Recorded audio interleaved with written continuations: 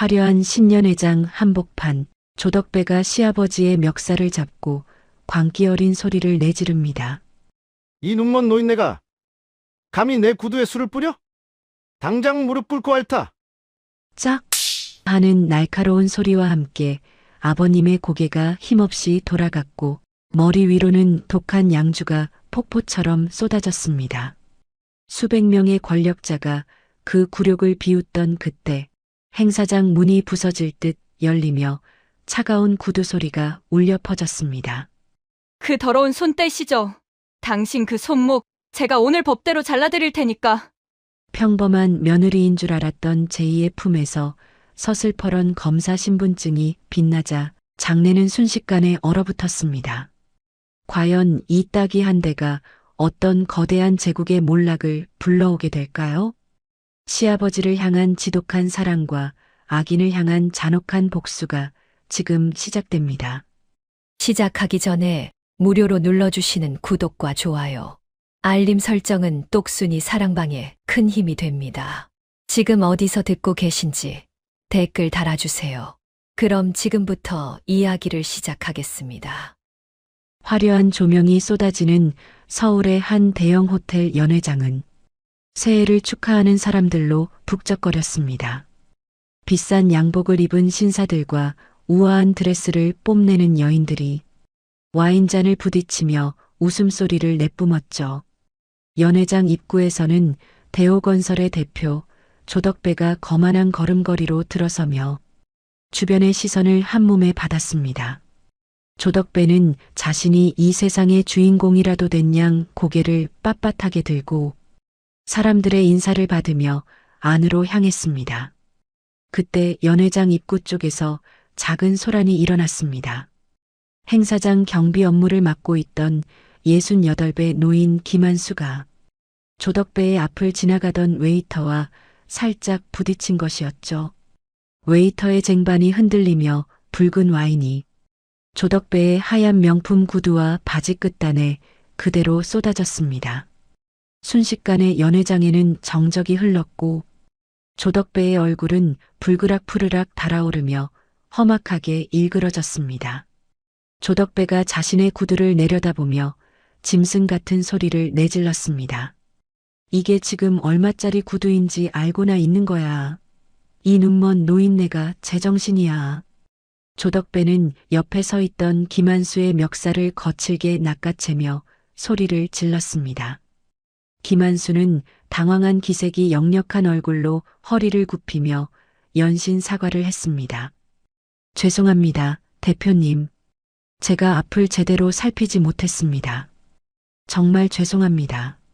하지만 조덕배의 분노는 식을 줄 몰랐고 오히려 더 잔인하게 변해갔습니다. 조덕배는 김한수의 뺨을 손바닥이 보이지 않을 정도로 빠르게 내리쳤습니다. 짝 하는 날카로운 마찰음이 넓은 연회장에 울려 퍼졌고 김한수의 고개가 힘없이 옆으로 돌아갔죠. 주변 사람들은 숨을 죽인 채 이 광경을 지켜보았지만 누구 하나 선뜻 나서서 말리는 사람은 없었습니다. 조덕배가 김한수의 가슴팍을 발로 툭 밀치며 다시 한번 소리쳤습니다. 무릎 꿇어. 당장 무릎 꿇고 내 구두 핥아서 닦아내란 말이야. 이 벌레 같은 인간아. 김한수는 차가운 바닥에 무릎을 꿇은 채 덜덜 떨리는 손으로 바닥을 짚었습니다. 조덕배는 그것도 모자라 테이블 위에 놓인 양주병을 집어들더니 김한수의 머리 위로 콸콸 들이부었습니다. 독한 술기운이 김한수의 눈과 코로 스며들었지만 김한수는 그저 고개를 숙이고 처분을 기다릴 뿐이었죠. 연회장 구석에서 이 광경을 지켜보던 김한수의 아들 기철호는 온몸을 부르르 떨고 있었습니다. 자신의 아버지가 사람들 앞에서 개처럼 끌려다니는 모습을 보며 기철호의 심장은 터질 듯이 뛰었습니다. 하지만 기철호는 차마 앞으로 나서지 못하고 기둥 뒤에 숨어 입술만 바르르 깨물었습니다. 조덕배의 수행 비서들이 기철호의 앞을 가로막으며 험악한 표정으로 노려보고 있었기 때문이었습니다. 기철호는 눈물을 훔치며 속으로 비겁한 자신을 탓하고 또 탓했습니다.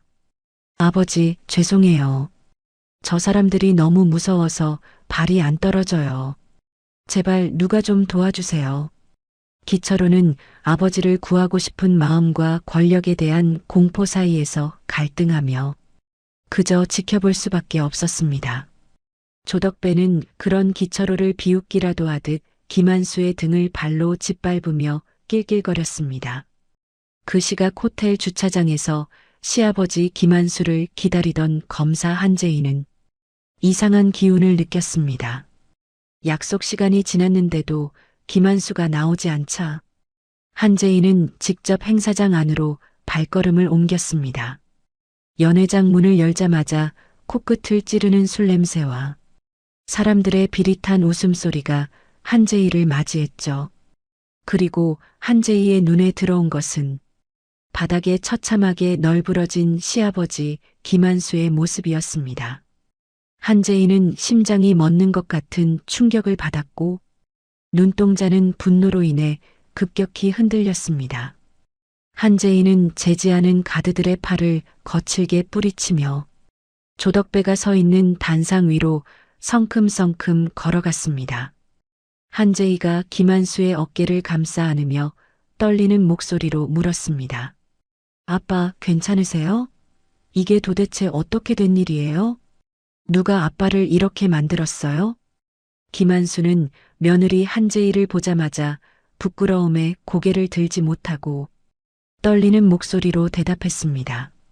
재희야, 너 여기 왜 왔니? 얼른 나가거라. 아빠는 괜찮으니까 어서 돌아가. 조덕배는 한재희를 아래 위로 훑어보며 빗딱하게 서서 담배를 입에 물었습니다. 이건 또 뭐야? 이 노인네 딸이야? 보아하니 반항이라도 해보겠다는 모양인데 어디 한번 해보시지. 한재희는 조덕배의 손목을 낚아채며 자신의 가방에서 검찰 신분증을 꺼내 보였습니다. 서울중앙지검 특수부 한재희 검사입니다. 당신을 현장에서 특수폭행 및 모욕 혐의로 체포하겠습니다. 조덕배는 한재희의 신분증을 보고 잠시 멈칫하는 듯 하더니 이내 코웃음을 치며 대꾸했습니다. 검사, 요즘 검사들은 이렇게 어린애들이 하나 보지? 내 상사한테 전화 한 통이면 넌 내일부터 백수야. 한재희는 눈 하나 깜짝하지 않고 자신의 휴대전화를 꺼내 어딘가로 전화를 걸었습니다. 박 수사관님, 지금 당장 호텔 연회장으로 수사팀 소집하세요. 현행범 체포입니다. 조덕배는 한재희의 단호한 태도에 당황했는지 수행 비서들을 향해 손짓하며 소리쳤습니다. 뭐해? 저 여자 당장 안 끌어내고 내 몸에 손끝 하나 대면 가만 안 두겠어. 수행 비서들이 한재희를 에워싸고 위협하자 한재희는 오히려 더 차갑게 조덕배를 노려보았습니다. 공무집행 방해까지 추가하고 싶으신 모양이군요. 당신이 휘두른 이 손, 법의 이름으로 잘라드리죠. 한재희는 조덕배가 휘두르는 팔을 가볍게 피하더니 다시 한번 조덕배의 멱살을 잡았습니다. 연회장 밖에서 사이렌 소리가 울려 퍼졌고 곧이어 검은 정장을 입은 수사관들이 들이닥쳤습니다. 수사관들은 조덕배의 비서들을 순식간에 제압하고 현장을 통제하기 시작했습니다. 한재희는 바닥에 떨어진 김한수의 경비 모자를 주워 먼지를 털어낸 뒤 김한수의 머리에 씌워주었습니다. 아빠, 이제 고개 숙이지 마세요. 아빠가 잘못한 건 아무것도 없으니까 제가 다 해결할게요. 김한수는 며느리의 따뜻한 손길에 참았던 눈물을 쏟아내며 한재희의 손을 꼭 잡았습니다. 조덕배는 수사관들에게 끌려가면서도 끝까지 발악하며 욕설을 내뱉었습니다. 너 내가 누군지 알아. 우리 지검장님이랑 형님 동생 하는 사이라고. 내일 당장 후회하게 해줄게. 한재희는 조덕배의 면전에 대고 아주 낮고 서늘한 목소리로 한마디를 던졌습니다. 그 지검장님도 곧 당신 옆방으로 보내드릴 테니 걱정하지 마세요. 기대하셔도 좋습니다. 멀리서 지켜보던 기철호는 아내 한재희의 서슬퍼런 모습에 압도되어 다가오지도 못했습니다. 한재희는 그런 남편 기철호를 한번 힐끗 쳐다보더니 그대로 시아버지를 부축해 연회장을 빠져나왔습니다. 호텔 밖으로 나오자 차가운 겨울바람이 불어왔지만 한재희의 가슴 속에는 뜨거운 불덩이가 타올랐습니다. 한재희는 시아버지 김한수를 자신의 차 조수석에 조심스럽게 태우고 안전벨트를 매주었습니다. 차 안에는 무거운 정적이 흘렀고 김한수는 창밖을 보며 연신 한숨을 내쉬었습니다. 제이야, 아빠 때문에 네가 곤란해지는 건 아니니. 저 사람 아주 무서운 사람인 것 같던데. 한재희는 운전대를 꽉 쥐며 부드럽지만 강단 있는 어조로 시아버지를 안심시켰습니다. 아빠, 법은 그런 사람들을 지켜주려고 있는 게 아니에요. 제가 검사가 된 이유를 오늘 확실히 보여드릴게요. 백미러 속으로 멀어지는 호텔 건물을 바라보며 한재희는 조덕배의 비열한 웃음을 떠올렸습니다. 그 웃음이 비명으로 변할 때까지 한재희는 멈추지 않을 것이라고 스스로에게 약속했죠. 시아버지 김한수의 부어오른 뺨은 한재희에게 그 어떤 사건보다 더 중대한 전쟁의 서막이었습니다. 이제 조덕배가 가진 모든 것을 하나하나 무너뜨릴 한재희의 처절한 복수가 시작되려 하고 있었습니다. 한재희는 시아버지를 집으로 모셔다 드리고는 곧장 사무실로 향했습니다. 밤은 깊었지만 한재희의 눈은 그 어느 때보다 총기 있게 빛나며 사건 기록을 뒤지기 시작했죠. 조덕배가 그동안 돈으로 덮어왔던 추악한 진실들이 하나둘씩 한재희의 손안으로 들어오고 있었습니다. 새해의 첫날은 그렇게 누군가에게는 파멸의 시작이, 누군가에게는 정의의 시작이 되고 있었습니다. 한재희는 책상 위에 놓인 가족사진 속에서 활짝 웃고 있는 김한수의 얼굴을 쓰다듬었습니다. 걱정 마세요, 아빠. 당신의 눈물을 닦아드리는 게 제 진짜 검사 업무니까요. 한재희의 방에는 불이 꺼지지 않았고 복수의 서막을 알리는 서류들이 책상 위에 가득 쌓여갔습니다. 이 전쟁이 어떤 결말을 맺을지 아직은 알 수 없었지만 한재희의 의지는 꺾이지 않을 철검과 같았습니다. 사무실 창밖으로 서울의 야경이 내려다 보였지만 한재희의 마음은 이미 전쟁터 한복판에 있었습니다. 조덕배가 내일 아침 눈을 떴을 때 자신이 지은 죄의 무게가 얼마나 무거운지 깨닫게 해줄 준비를 마쳤죠. 정의는 때로는 늦게 올지라도 반드시 찾아온다는 진리를 한재희는 온몸으로 증명하려 했습니다. 그렇게 한재희의 긴 밤은 시아버지에 대한 사랑과 악인에 대한 분노로 뜨겁게 타올랐습니다. 다음 날 아침 8시 한재희의 휴대전화는 이른 시간부터 날카로운 진동음을 내며 울려댔습니다. 발신인은 다름 아닌 이 구역의 수장인 지검장이었고 한재희는 불길한 예감을 누르며 전화를 받았습니다. 수화기 너머로 지검장의 고압적인 목소리가 사무실의 정적을 깨뜨렸습니다. 한 검사, 자네 지금 제정신인가? 어제 신년회장에서 벌인 소동이 벌써 윗선까지 보고됐어. 조덕배 대표가 누군지 몰라서 일을 이 지경으로 만든 거야? 당장 사건 덮고 조용히 자숙해. 이건 명령이야. 한재희는 지검장의 윽박지름에도 눈 하나 깜짝하지 않고 대답했습니다. 법대로 처리하는 것이 검사의 임무 아닙니까? 명백한 폭행 사건이고 증거도 확실합니다. 명령이라도 불법적인 지시는 따를 수 없습니다. 한재희는 전화를 끊고 깊은 한숨을 내쉬며 창밖을 바라보았습니다. 이미 거대한 권력의 톱니바퀴가 자신을 짓누르기 위해 돌아가고 있다는 사실을 뼈저리게 느꼈습니다. 그 시각 거실에서 텔레비전을 켜던 김한수는 자신의 눈을 의심하며 리모컨을 떨어뜨렸습니다. 뉴스 채널에서는 어제 신년의 사건이 대대적으로 보도되고 있었는데 내용은 사실과 전혀 다르게 왜곡되어 흘러나오고 있었습니다. 조덕배가 고용한 언론사들은 김한수를 돈을 노리고 접근한 파렴치한 노인으로 묘사했고 김한수가 먼저 조덕배에게 술을 끼얹고 폭행을 유도했다는 허위 보도를 쏟아냈습니다. 김한수는 억울함에 가슴을 치며 소리내어 울지도 못한 채 덜덜 떨리는 손으로 얼굴을 감싸쥐었습니다. 한재희의 집 앞과 김한수가 사는 아파트 단지는 순식간에 아수라장이 되었습니다. 조덕배가 보낸 유튜버들과 정체불명의 괴한들이 몰려와 김한수의 실명과 집 주소를 공개하며 비난을 퍼부었습니다.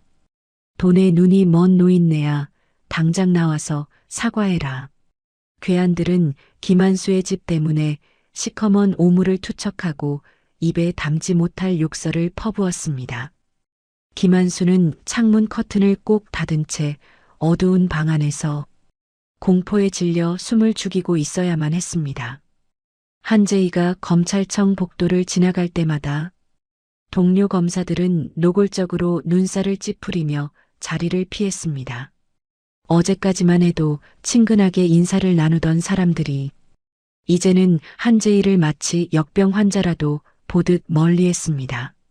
사무실 책상 위에는 정체불명의 항해 전화가 빗발치고 내부 게시판에는 한재희를 비난하는 음해성 글들이 가득했습니다. 하지만 한재희는 입술을 굳게 다물고 조용히 대호건설의 지난 10년치 공사 기록과 회계 장부를 뒤지기 시작했습니다. 남들이 등을 돌릴 때 한재희는 오히려 더 깊은 어둠 속으로 들어가 악의 뿌리를 찾기로 결심했습니다. 퇴근 후 집에 돌아온 한재희를 맞이한 것은 엉망이 된 집안 분위기와 남편 기철호의 원망 어린 눈초리였습니다. 기철호는 거실 한복판에 주저앉아 머리를 쥐어뜯으며 한재희를 향해 소리를 질렀습니다. 재희야, 제발 그만 좀 해. 너 때문에 우리 집안이 풍비박산 나게 생겼어. 조덕배 그 사람이 어떤 사람인 줄 알고 건드리는 거야? 회사에서도 나한테 압박이 들어와서 죽을 지경이라고. 제발 아버지 고소 취하하고 사과해. 한재희는 기철호의 유약한 모습에 가슴이 무너지는 것 같았지만 차갑게 대꾸했습니다. 철호, 너 아버지가 사람들 앞에서 어떻게 당했는지 직접 봤잖아. 그런데 어떻게 나한테 이런 말을 할 수 있어? 내 자존심보다 아버지의 억울함이 먼저 아니야? 난 절대로 못 그만둬. 이건 단순히 아버지 개인의 문제가 아니야. 기철호는 아내의 단호함에 질렸다는 듯 방으로 들어가 문을 쾅 닫아버렸습니다. 한재희는 홀로 거실에 서서 시아버지가 당한 수모를 떠올리며 더욱 마음을 독하게 먹었습니다. 다음 날 오후 조덕배는 한재희를 자신이 운영하는 최고급 호텔 펜트하우스로 직접 불러냈습니다. 조덕배는 거만한 자세로 소파에 길게 누워 테이블 위에 커다란 여행용 가방 하나를 툭 던졌습니다. 한 검사, 이거 보고 마음 좀 바꿔보지 그래.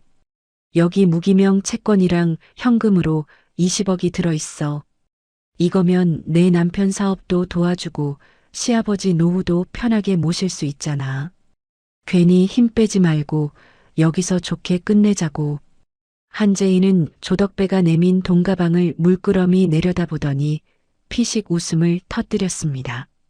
조덕배가 의아한 표정을 짓는 순간 한재희는 구두 끝으로 돈가방을 힘껏 걷어차 바닥으로 떨어뜨렸습니다. 가방이 열리며 돈다발과 채권들이 바닥에 지저분하게 흩어졌습니다. 당신은 사람의 자존심을 돈으로 살 수 있다고 생각하나 보지? 뇌물공여 의무 위반까지 추가로 기재해 줄게. 당신이 가진 그 더러운 돈으로 내 검사복은 못 사니까 꿈깨. 분노한 조덕배가 자리에서 일어나 한재희의 뺨을 치려 손을 높이 치켜들었습니다. 하지만 한재희는 이미 예상했다는 듯 조덕배의 손목을 강하게 낚아채 비틀어 버렸습니다. 신년의 때처럼 내가 가만히 당하고만 있을 줄 알았어? 당신이 저지른 죄값, 내가 하나도 빠짐없이 전부 다 받게 해줄 거야. 한재희는 조용히 녹음기를 끄며 조덕배를 벌레 보듯 쳐다보고는 방을 당당하게 빠져나왔습니다. 그날 밤 한재희가 사무실을 잠시 비운 사이 원인을 알 수 없는 화재가 발생했습니다. 소방차들이 출동해 불을 껐지만 한재희가 확보했던 핵심 증거 자료들과 CCTV 원본 데이터가 들어있던 컴퓨터가 모두 타버렸습니다. 검찰청 내부 보안실은 단순한 정기 합선이라며 사건을 대충 마무리하려 들었습니다. 한재희는 불에 타버린 사무실을 보며 누군가 내부에서 조덕배를 돕고 있다는 사실을 확신했습니다. 모든 노력이 수포로 돌아간 것 같은 절망감이 밀려왔지만 한재희는 주먹을 불끈 쥐었습니다. 좌절할 틈도 없이 한재희는 조덕배의 아들이 클럽에서 마약 파티를 벌인다는 첩보를 입수했습니다. 한재희는 이번에야말로 조덕배의 숨통을 끊어놓겠다는 생각으로 단독으로 현장을 급습했습니다. 하지만 클럽 문을 부수고 들어간 순간 그곳에는 마약 대신 시끄러운 음악과 텅 빈 술병들 뿐이었습니다. 오히려 조덕배의 아들이 미리 준비했다는 듯 카메라를 들고 한재희의 당황한 모습을 촬영하며 조롱했습니다. 정보가 미리 유출된 것이 분명했고 한재희는 무리한 과잉 수사라는 빌미를 제공하고 말았습니다. 다음 날 아침 지검장은 기다렸다는 듯 한재희를 자신의 방으로 다시 불렀습니다. 지검장은 한재희의 검사증과 출입증을 거칠게 빼서 책상 위에 던져버렸습니다. 한 검사, 자네 정말 구제불능이군. 사적 복수를 위해 공권력을 남용하고 무고한 시민을 괴롭혀? 오늘부로 모든 직무를 정지한다. 징계위원회가 열릴 때까지 자택에서 대기해. 한재희는 지검장의 눈을 똑바로 응시하며 말없이 짐을 챙겨 사무실을 나왔습니다. 복도를 걸어 나오는 한재희의 등 뒤로 동료들의 비아냥거리는 웃음소리가 들려왔습니다. 한재희는 무거운 상자를 들고 검찰청 현관을 나서며 차가운 겨울 공기를 들이마셨습니다. 어린 시절 부모를 잃고 시시아버지 김한수의 손을 잡고 걷던 그 추운 날들이 떠올랐습니다. 김한수는 그때마다 제이의 손을 꼭 쥐며 정직하게 살면 반드시 길이 열린다고 말해주었습니다. 한재희는 가슴 안쪽에 숨겨둔 김한수의 낡은 수첩을 어루만지며 눈물을 삼켰습니다. 집으로 돌아온 한재희는 불 꺼진 거실 소파에 앉아 어둠 속에서 생각에 잠겼습니다. 검사로서의 명예도, 직장도, 그리고 남편과의 신뢰도 모두 위태로운 상황이었습니다. 하지만 한재희의 가슴 속에는 식지 않는 불꽃이 여전히 타오르고 있었습니다.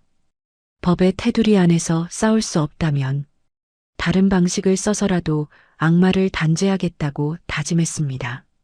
한재희는 시시아버지가 남겨준 수첩을 펼쳐 조덕배가 숨기려 했던 진실의 첫 페이지를 다시 읽었습니다. 그 수첩에는 조덕배가 처음 건설업을 시작했을 때 저질렀던 끔찍한 인명사고의 기록들이 적혀 있었습니다. 김한수는 며느리의 앞길을 걱정해 이 수첩의 존재를 숨겨왔지만 결국 이것이 조덕배의 목을 겨눌 최후의 칼날이 될 것임을 한재희는 알고 있었습니다. 한재희는 자신의 휴대전화에 저장된 시아버지의 부은 얼굴 사진을 보며 입술을 깨물었습니다. 아빠, 제가 약속했죠? 그 눈물 제가 다 닦아드린다고요. 이제 진짜 시작이에요. 밤하늘의 달빛이 한재희의 결연한 얼굴을 비추고 있었습니다. 이제 한재희는 더 이상 검찰청이라는 안온한 울타리 안에 머물지 않기로 했습니다. 적들의 심장부로 직접 뛰어들어 그들의 추악한 민낯을 전 세계에 공개할 준비를 마쳤습니다. 비록 혼자 가는 길이라 해도 김한수의 사랑과 정의라는 이름의 등불이 그녀의 앞길을 비춰줄 것입니다. 한재인은 책상 위에 놓인 사직서 대신 복수를 위한 새로운 지도를 그리기 시작했습니다. 다음 날부터 한재인은 공식적인 수사관이 아닌 사적인 추적자로 변신했습니다. 조덕배의 주변 인물들을 하나씩 파악하며 그들의 약점과 유착 관계를 파헤쳐 나갔습니다. 권력의 압박이 거세질수록 한재희의 움직임은 더욱 정교하고 치밀해졌습니다. 조덕배는 자신이 이겼다고 믿으며 축배를 들고 있겠지만 그 잔에 담긴 것이 피눈물이 될 날이 머지않았음을 한재희는 확신하고 있었습니다. 한재희는 잠시 잠든 기철호의 얼굴을 바라보며 미안한 마음을 뒤로 한 채 집을 나섰습니다. 김한수의 억울함을 풀지 못한다면 자신 또한 평생 죄책감 속에서 살아가야 함을 잘 알고 있었습니다. 차가운 새벽 안개 속으로 한재희의 그림자가 길게 늘어지며 사라졌습니다. 무너진 정의를 바로 세우기 위한 한 여자의 처절한 투쟁은 이제 막 본격적인 궤도에 올랐습니다. 한재희의 손에 쥐어진 낡은 수첩이 복수의 서막을 알리는 종소리처럼 고요하게 울리고 있었습니다. 빗줄기는 시간이 갈수록 더욱 거세져 마치 한재희의 앞날을 가로막으려는 거대한 장벽처럼 쏟아져 내리고 있었습니다. 검찰청에서 쫓겨나고 남편 기철호에게까지 비수 같은 말을 들은 한재희는 젖은 옷이 몸에 감기는 것조차 느끼지 못한 채 텅 빈 눈으로 서울 도심을 헤맸습니다. 구두굽이 빗물에 잠길 때마다 차가운 한기가 발끝에서부터 심장까지 타고 올라왔지만 한재희는 그저 입술을 꽉 깨문 채 시아버지 김한수의 부어오른 얼굴만을 떠올렸죠. 그때 인적이 드문 골목 끝에서 검은 우산을 깊게 눌러쓴 사내가 한재희의 앞을 막아섰습니다. 사내는 주변을 살피며 극도로 불안한 기색을 보이더니 우산 밑으로 비친 한재희의 얼굴을 확인하고는 낮은 목소리로 속삭였습니다. 한재희 검사님, 저는 조덕배 대표 밑에서 격리팀장으로 일했던 강승준이라고 합니다. 지금 검사님이 처한 상황을 알고 있고 어르신을 돕고 싶어서 이렇게 죽음을 무릅쓰고 찾아왔습니다. 한재희는 낯선 남자의 등장에 본능적으로 뒷걸음질을 치며 경계의 눈빛을 보냈습니다. 조덕배의 사람이라면 나를 잡으러 온 건가요? 더 이상 나에게서 빼앗아갈 것도 없을 텐데 무슨 속셈으로 접근한 거죠? 한재희가 날 선 목소리로 묻자 강승준은 우산을 비꼈으며 젖은 얼굴을 드러냈습니다. 아닙니다, 검사님. 저는 조덕배에게 버려진 소모품일 뿐입니다. 제 동생이 예전 건설 현장에서 큰 사고를 당할 뻔했을 때 자신의 몸을 던져서 동생을 구해주셨던 분이 바로 김한수 어르신이었습니다. 강승준은 품 안에서 소중하게 간직해온 낡은 USB 하나를 꺼내 한재희에게 내밀었습니다. 조덕배가 그동안 정재계 인사들에게 뿌린 비자금과 뇌물 리스트가 담긴 장부의 접속 키입니다. 어르신은 제 동생의 생명을 구해주셨지만 저는 조덕배의 밑에서 그자의 더러운 돈을 관리하며 죄책감 속에 살아왔습니다. 이제라도 그 빚을 갚고 싶습니다. 검사님께서 이 장부로 조덕배를 심판해 주세요. 한재희는 강승준의 절박한 눈빛에서 거짓이 없음을 직감하고는 떨리는 손으로 USB를 받아들었습니다. 하지만 두 사람이 진실에 다가가기도 전에 골목 입구에서 타이어가 비명을 지르는 소리가 들리며 검은 차들이 몰려왔습니다. 조덕배가 보낸 전문 킬러들이 이미 강승준의 동선을 파악하고 추격해온 것이었죠. 강승준은 한재희의 팔을 잡아 끌며 골목 안쪽 폐공장으로 필사적으로 뛰기 시작했습니다. 어두컴컴한 폐공장 내부는 녹슨 기계 소리와 떨어지는 빗물 소리로 기괴한 분위기를 풍겼습니다. 추격자들의 발자국 소리가 쇠로 된 계단을 울리며 다가오자 강승준은 한재희를 화물 승강기 뒤편에 숨기며 결연한 표정을 지었습니다. 한 검사님, 이 장부를 여는 마지막 보안 암호는 제가 가지고 있지 않습니다. 그건 어르신이 간직하신 낡은 수첩 속에 숨겨져 있으니 반드시 어르신을 만나서 확인하셔야 합니다. 그때 공장의 창문을 깨고 들어온 킬러들이 무자비하게 달려들기 시작했습니다.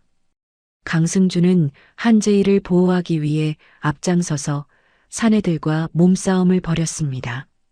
하지만 수적으로 열세였던 강승준은 결국 사내들이 휘두른 날카로운 칼날에 가슴을 베이고 말았습니다.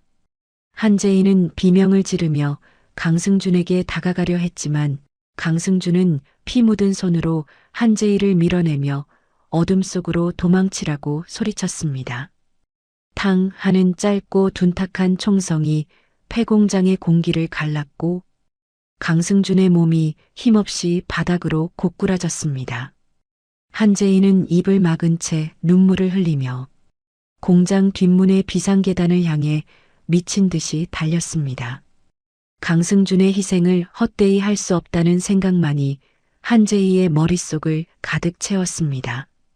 하지만 한재희가 공장을 빠져나와 빗속으로 숨어든 직후 수십 대의 경찰차가 공장을 포위하며 사이렌 소리를 요란하게 울려 퍼뜨렸습니다. 경찰들은 한재희를 구하러 온 것이 아니라 조덕배가 미리 짜놓은 각본대로 움직이고 있었습니다. 현장에 도착한 수사관들은 강승준의 시체 옆에서 발견된 한재희의 물건을 빌미로 사건을 조작했습니다. 현직 검사가 뇌물 장부를 가로채기 위해 제보자를 살해하고 도주했다. 뉴스는 앞다투어 한재희의 얼굴을 공개하며 그녀를 파렴치한 살인 검사로 몰아세웠습니다. 순식간에 전국에 지명수 배령이 내려졌고 한재희는 이제 누구도 믿을 수 없는 고립무원의 처지가 되었습니다. 그 시각 집에서 뉴스를 지켜보던 김한수는 며느리가 살인범이 되었다는 소식에 가슴을 쥐어뜯었습니다. 김한수는 며느리 한재희가 결코 그럴 아이가 아니라는 것을 누구보다 잘 알고 있었습니다. 김한수는 비틀거리는 다리를 이끌고 거실 서랍장에 깊숙이 숨겨두었던 낡은 수첩을 꺼냈습니다. 그 수첩에는 조덕배의 비리를 증명할 결정적인 숫자들과 과거의 진실들이 빽빽하게 적혀 있었죠. 김한수는 며느리를 살리기 위해 자신이 직접 미끼가 되기로 결심하고 조덕배의 본사로 향했습니다. 조덕배의 집무실 앞에 도착한 김한수는 경비원들의 재질을 뿌리치며 조덕배의 이름을 외쳤습니다. 조 대표, 이 악마 같은 인간아, 우리 제이는 아무 잘못이 없다. 네가 찾는 건 이 수첩 아니냐? 당장 우리 제이 누명을 벗겨줘라. 조덕배는 집무실 문을 열고 나와 비릿한 미소를 지으며 김한수의 멱살을 잡아채 안으로 끌고 들어갔습니다. 조덕배는 김한수의 품에서 수첩을 빼앗으려 했지만 김한수는 필사적으로 저항하며 수첩을 품에 안았습니다. 조덕배는 옆에 있던 수행비서에게 눈짓을 했고 비서는 김한수의 복부를 무자비하게 가격했습니다. 김한수가 바닥에 쓰러지자 조덕배는 그의 머리채를 잡아올리며 낮고 서늘한 목소리로 말했습니다.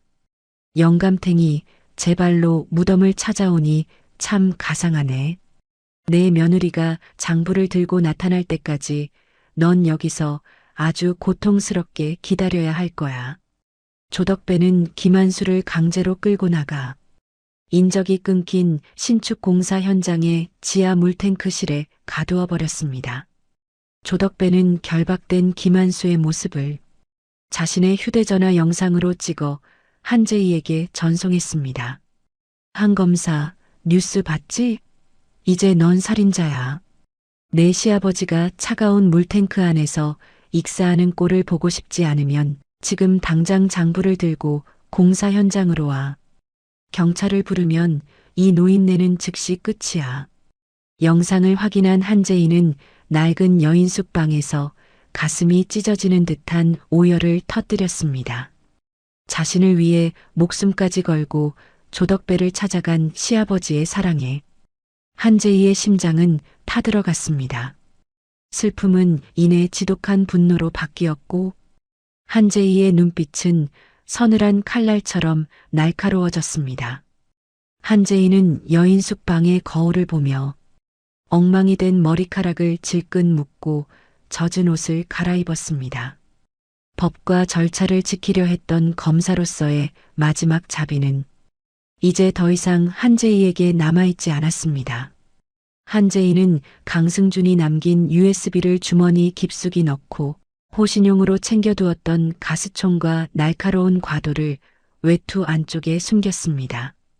한재희는 밤안개가 짙게 깔린 공사 현장을 향해 발걸음을 옮기며 어둠 속으로 스며들었습니다. 등 뒤에서는 여전히 자신의 살인 혐의를 보도하는 뉴스 소리가 희미하게 들려왔지만 한재희는 뒤를 돌아보지 않았고 오로지 시아버지를 구해야 한다는 일념 하나로 전진했습니다. 조덕배는 한재희를 덫에 가두었다고 생각하며 승리를 확신하고 있겠지만 한재희는 이미 자신의 목숨까지 복수의 재단에 바칠 준비를 마친 상태였습니다. 공사 현장의 녹슨 철문이 바람에 흔들리며 소름 끼치는 소리를 내고 있었습니다. 지하 물탱크실의 입구에는 조덕배의 부하들이 담배를 피우며 경계를 서고 있었죠.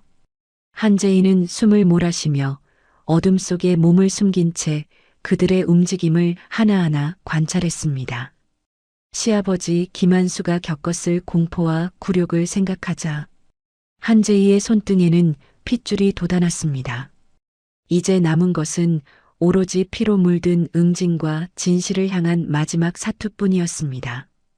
한재희는 품 안의 과도를 꽉 쥐며 지하로 내려가는 계단에 첫 발을 내디뎠습니다.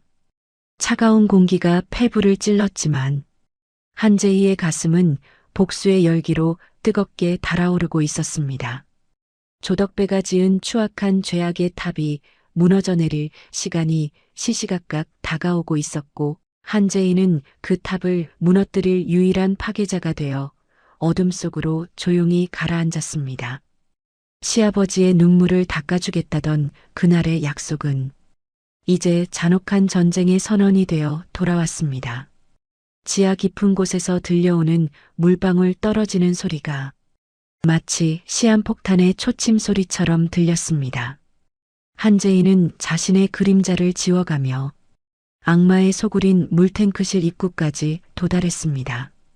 그녀의 눈앞에는 결박된 채 고개를 떨구고 있는 김한수의 처참한 모습이 나타났습니다. 한재희는 이를 갈며 조덕배의 등 뒤로 다가가 조용히 무기를 치켜들었습니다. 복수의 시간은 이미 시작되었고 이제 누구도 이 파국을 막을 수 없는 최후의 순간이 도래했습니다.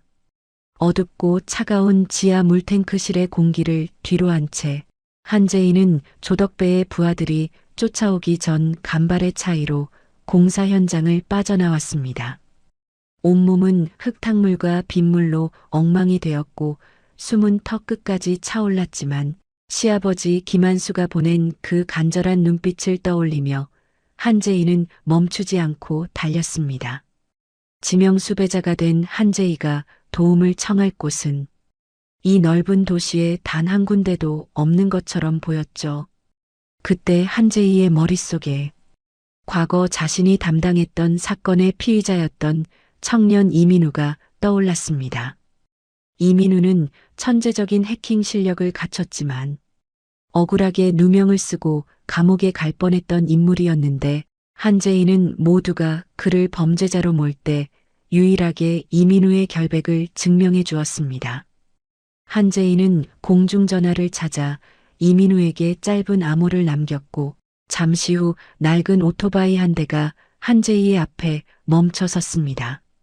이민우는 헬멧을 벗으며 다크서클이 짙은 눈으로 한재희를 바라보았습니다.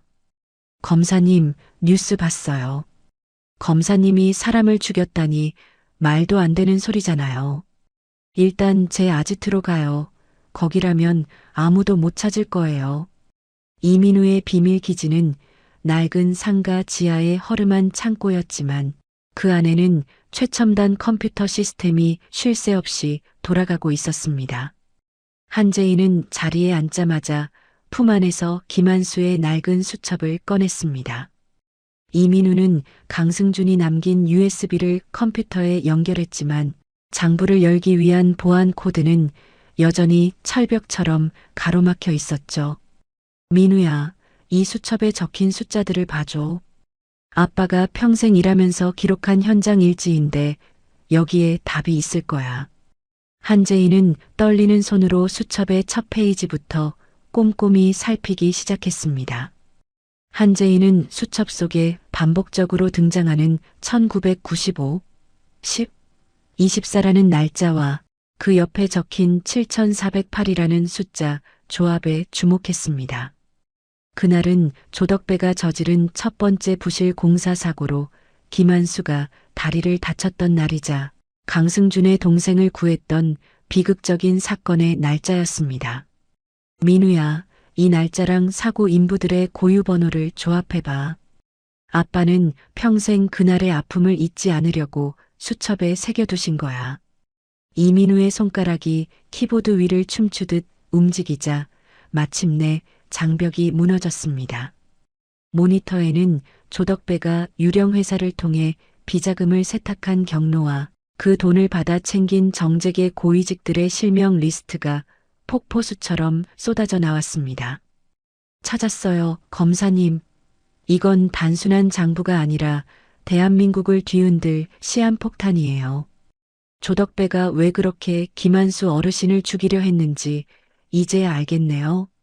그때 한재희의 손목에 차여있던 스마트워치에서 강한 진동이 울렸습니다. 김한수가 납치당하기 직전 한재희가 몰래 채워주었던 시계였는데 지하 탱크 안에서 정신을 차린 김한수가 필사적으로 긴급 신호를 보낸 것이었습니다. 민우야, 지금 아빠 위치 추적할 수 있어? 아빠가 살아계셔. 우리에게 자신이 어디 있는지 좌표를 보내고 계신다고. 한재희는 모니터에 찍힌 붉은 점을 보며 희망의 눈물을 흘렸습니다. 바로 그 순간 아지트의 문이 조심스럽게 열리며 한 여자가 들어왔습니다. 그녀는 죽은 강승준의 동생 강혜원이었습니다. 강혜원은 오빠의 부고를 듣고 슬퍼할 겨를도 없이 한재희를 돕기 위해 나타났습니다. 한 검사님, 우리 오빠가 마지막으로 남긴 말이 있어요. 조덕배의 집무실 비밀 금고 안에 그자가 가장 두려워하는 실물 장부가 하나 더 있다고 했어요. 그걸 찾아야만 법정에서 조덕배의 숨통을 확실히 끊을 수 있어요. 한재희는 강혜원의 손을 꼭 잡으며 결연한 의지를 다졌습니다. 혜원 씨, 고마워요. 오빠의 희생이 헛되지 않게 제가 반드시 조덕배를 단죄할게요. 민우야, 지금 바로 실시간 스트리밍 준비해줘. 더 이상 숨어서 싸우지 않겠어. 진실을 세상 밖으로 직접 끌어낼 거야. 한재희는 카메라 앞에 서서 엉망이 된 자신의 모습을 가감없이 드러냈습니다.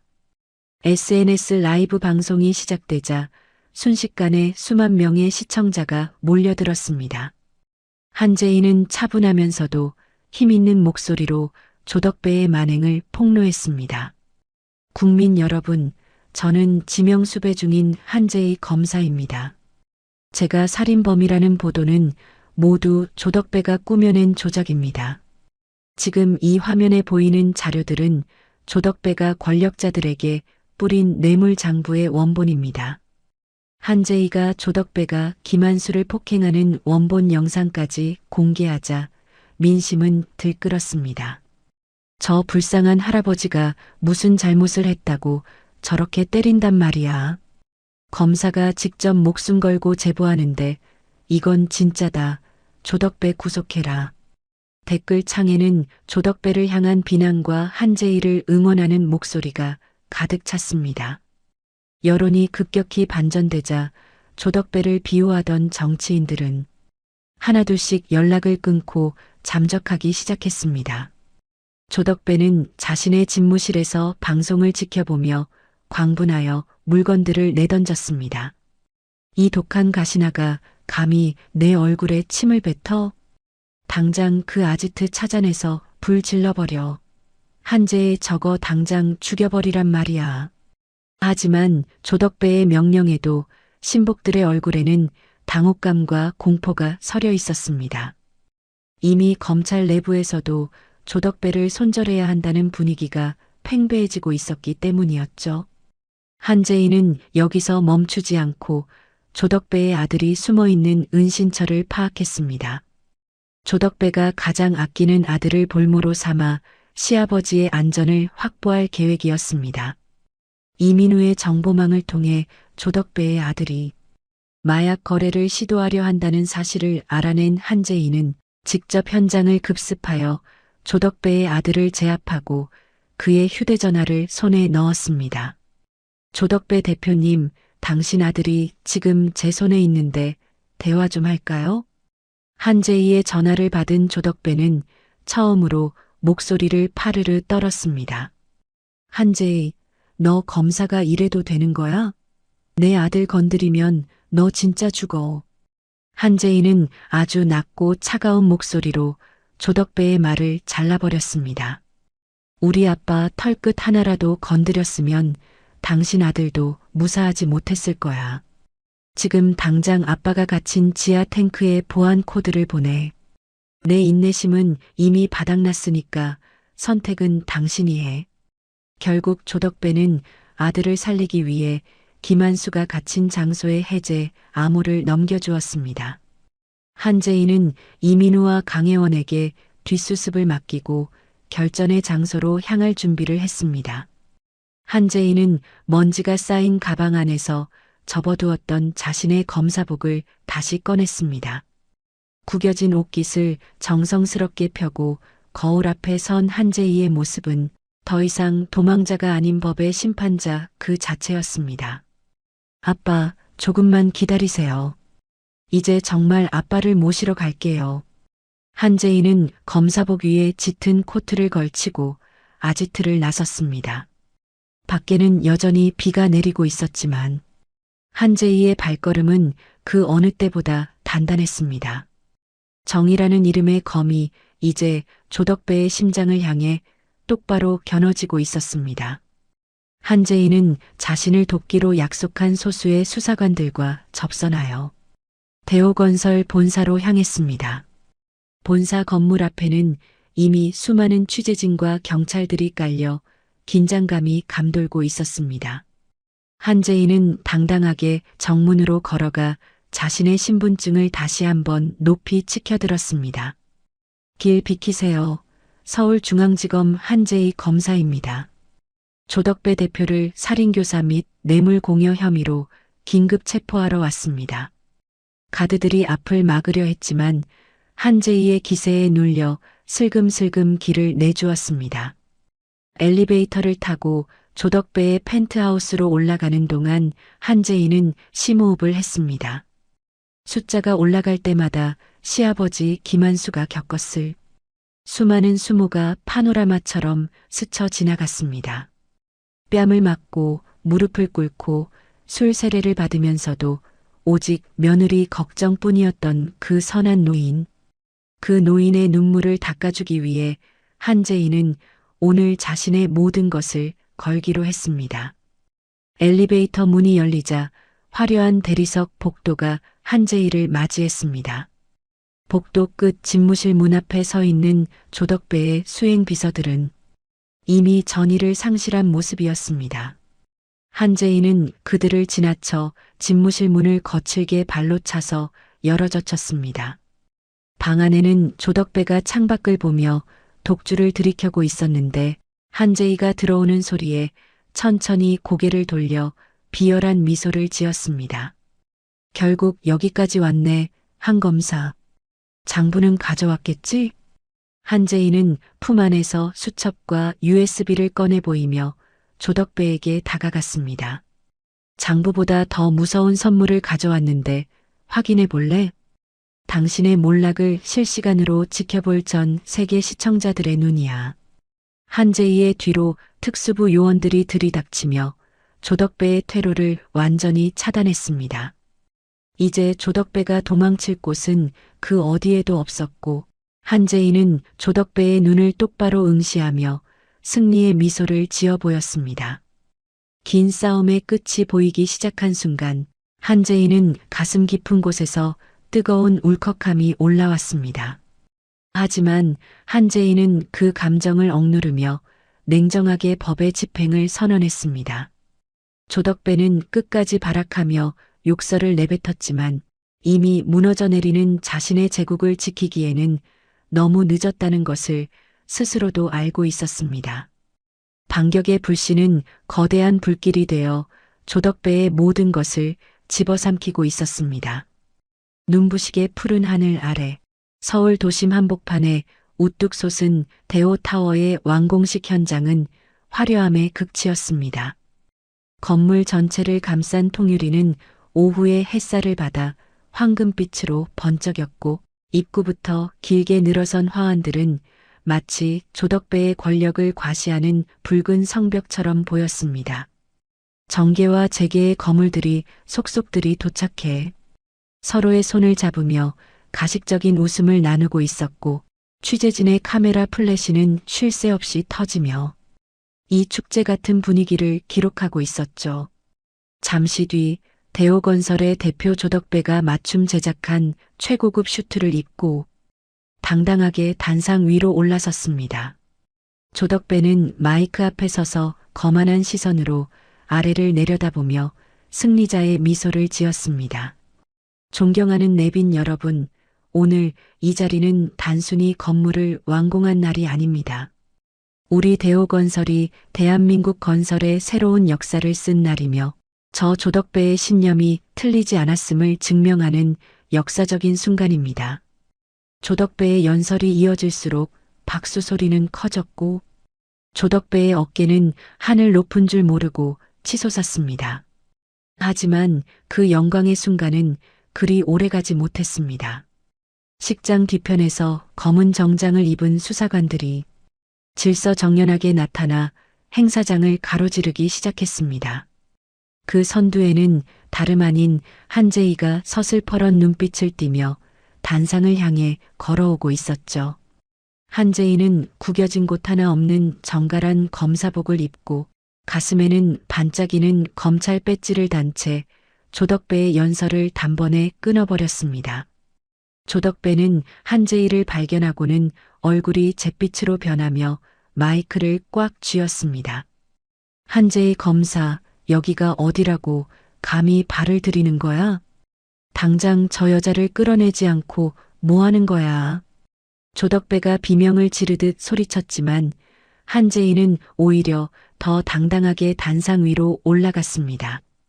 한재희는 조덕배의 손에 들린 마이크를 빼앗아 취재진과 내빈들을 향해 높이 쳐들었습니다. 지금 이 자리에 계신 모든 분께 알립니다. 대호건설 조덕배 대표를 살인교사, 뇌물공여, 그리고 비자금 조성 혐의로 이 자리에서 긴급 체포합니다. 박 수사관님, 전광판 연결하세요. 지금 바로 이자의 추악한 민낯을 공개하겠습니다. 한재희의 말이 끝나기 무섭게 화려한 홍보 영상이 나오던 대형 전광판의 화면이 바뀌었습니다. 화면에는 조덕배가 관리해온 이른바 황금 장부의 내용과 조덕배가 김한수를 지하실에 가두고 폭행하며 협박하는 원본 영상이 생생하게 흘러나왔습니다. 행사장은 순식간에 아수라장이 되었고 내빈들은 경악을 금치 못하며 웅성거리기 시작했습니다. 한재희는 떨리는 손을 진정시키며 단상 아래에 있는 사람들을 향해 힘주어 말했습니다. 이자는 자신의 성공을 위해 정직한 노동자들의 피눈물을 닦아주기는커녕 그들을 짓밟고 무릎 꿇리며 자신의 제국을 세웠습니다. 제 시아버지는 그저 성실하게 살아온 한 명의 경비원일 뿐이었지만 조덕배는 그런 분의 자존심을 짓밟고 목숨까지 위협했습니다. 잠시 정적이 흐르는 사이 한재희의 머릿속에는 사법고시를 준비하던 고통스러운 시절이 스쳐 지나갔습니다. 부모님을 여의고 홀로 남겨진 제이를 거두어준 사람은 시아버지 김한수뿐이었습니다. 김한수는 공사 현장에서 온종일 먼지를 마시며 번 돈으로 제이의 학원비를 댔고 매일 아침 새벽같이 일어나 제이의 고시원 책상에 따뜻한 도시락을 몰래 두고 가곤 했죠. 제이는 유난히 추웠던 겨울날 시아버지가 건네준 보온 도시락의 온기를 지금도 잊지 못하고 있었습니다. 제이야, 아빠는 못 배워서 이런 일 하지만 너는 꼭 정의로운 사람이 되어야 한다. 돈 있는 사람들 앞에서도 고개 숙이지 말고 없는 사람들 눈물 닦아주는 그런 검사가 되거라. 김한수가 거친 손으로 제이의 손을 꼭 쥐며 해주었던 그 약속이 지금 한재희가 조덕배 앞에 당당히 서 있을 수 있는 유일한 힘이었습니다. 한재희는 가슴이 뜨거워지는 것을 느끼며 조덕배를 향해 차가운 수갑을 꺼내 보였습니다. 그때 행사장 입구 쪽에서 휠체어를 탄 한 노인이 수사관들의 호의를 받으며 들어왔습니다. 그분은 바로 구사일생으로 구조되어 치료를 받은 시아버지 김한수였습니다. 김한수는 비록 얼굴에 상처가 남고 몸은 야위었지만 눈빛만큼은 그 어느 때보다 깊고 단단했습니다. 한재희는 김한수를 발견하자마자 단상에서 내려가 시아버지의 손을 잡고 조덕배 앞으로 이끌었습니다. 조덕배 대표, 당신이 그토록 비웃고 짓밟았던 이분께 지금 당장 사죄하세요. 조덕배는 현실을 부정하듯 고개를 저으며 바닥에 주저앉아 뒷걸음질을 쳤습니다. 아니야, 이건 다 조작이야. 지검장님, 저기 있는 지검장님 좀 불러와. 나랑 형님 동생 하는 사이인 거 다 알잖아. 당장 이 여자 좀 치우라고. 조덕배가 울부짖으며 내빈석에 앉아있던 지검장을 향해 손을 뻗었습니다. 하지만 지검장은 이미 다른 검사들에게 포위되어 자리에서 일어나지도 못한 채 고개를 푹 숙이고 있었죠. 한재희는 조덕배의 머리채를 잡아 억지로 김한수의 발 아래에 무릎 꿇게 만들었습니다. 당신이 10년회 때 우리 아빠에게 했던 짓 전 국민이 똑똑히 보고 있어. 이 뺨 한 대의 무게가 당신의 전 재산보다 무겁다는 걸 이제 알겠어? 당장 우리 아빠에게 사죄하고 당신이 지은 죄를 고백해. 조덕배는 수많은 카메라 렌즈 앞에서 결국 덜덜 떨며 김한수의 신발 끝을 붙잡고 빌기 시작했습니다. 살려주세요, 어르신. 제가 잠시 미쳤었습니다. 제발 한 번만 용서해 주세요. 조덕배의 비참한 외침이 마이크를 통해 행사장에 울려 퍼졌지만 누구도 그를 불쌍히 여기지 않았습니다. 김한수는 조덕배의 어깨를 지팡이로 툭 밀어내며 아주 낮지만 힘 있는 목소리로 말했습니다. 조 대표, 돈으로 사람의 마음은 살 수 있어도 진실은 살 수 없는 법이라네. 자니가 흘린 건 술이었지만 내가 흘린 건 피눈물이었다는 걸 잊지 말게나. 한재희는 조덕배의 양팔을 뒤로 꺾어 수갑을 채우며 미란다 원칙을 큰 소리로 낭독했습니다. 철컥 하는 수갑 채워지는 소리가 대오타워의 대리석 바닥에 명쾌하게 울려 퍼졌습니다. 현장에 모인 시민들은 너나 할 것 없이 한재희의 이름을 연호하며 뜨거운 박수와 환호를 보냈습니다. 어둠 속에서 홀로 싸워왔던 지난날의 고통이 눈 녹듯 사라지는 순간이었습니다. 한재희는 시아버지 김한수의 어깨를 꽉 껴안으며 참았던 뜨거운 눈물을 터뜨렸습니다. 아빠, 제가 약속 지켰죠? 이제 아무도 아빠 무시 못해요. 정말 고생 많으셨어요. 김한수는 며느리의 등을 토닥이며 흐릿한 눈으로 하늘을 올려다보았습니다. 제이야, 고맙다. 정말 고맙다.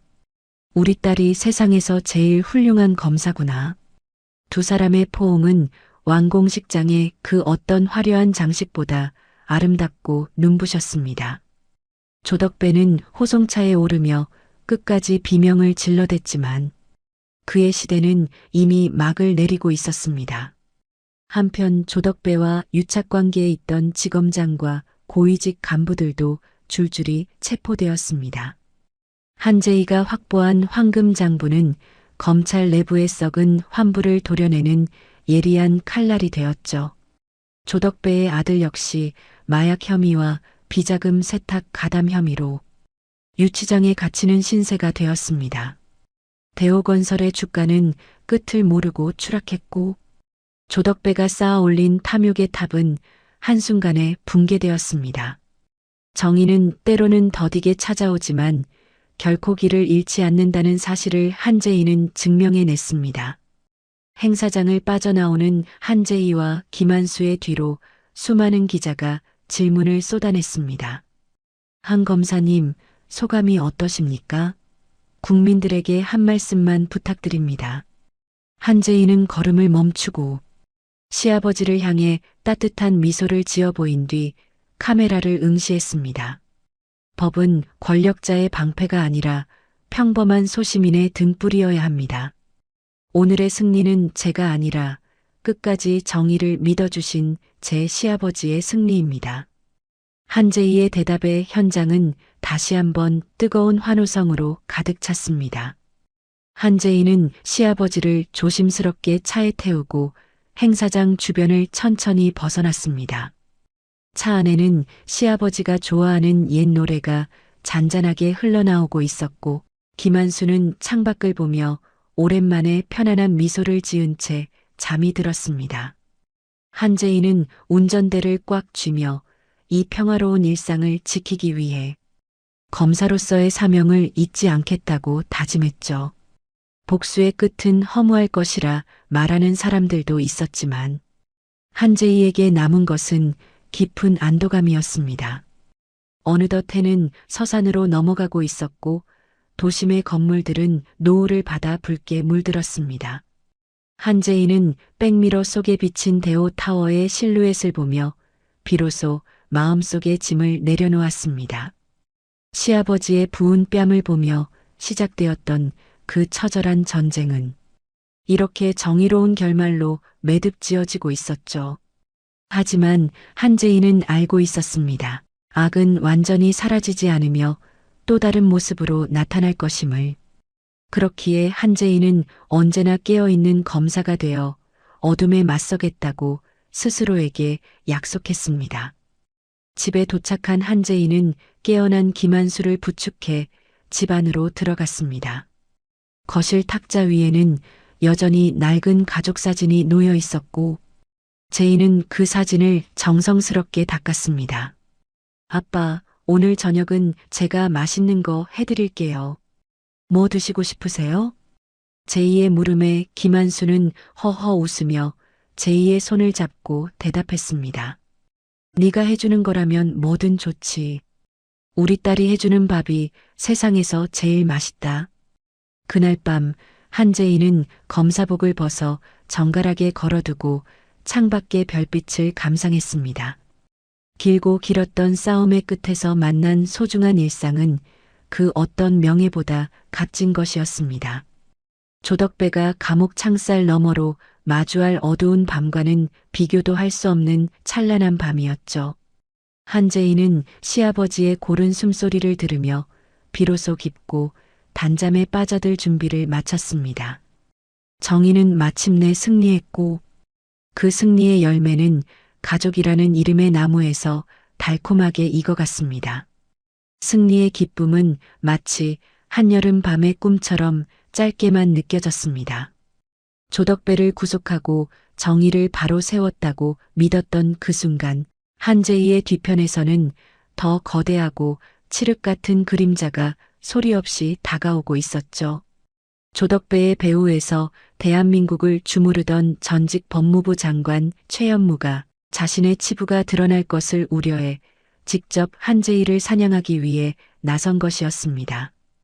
한재희가 승진 인사를 앞두고 사무실을 정리하던 평화로운 오후에 감찰 본부 소속 수사관들이 예고도 없이 들이닥쳐 한재희의 양팔을 붙잡았습니다.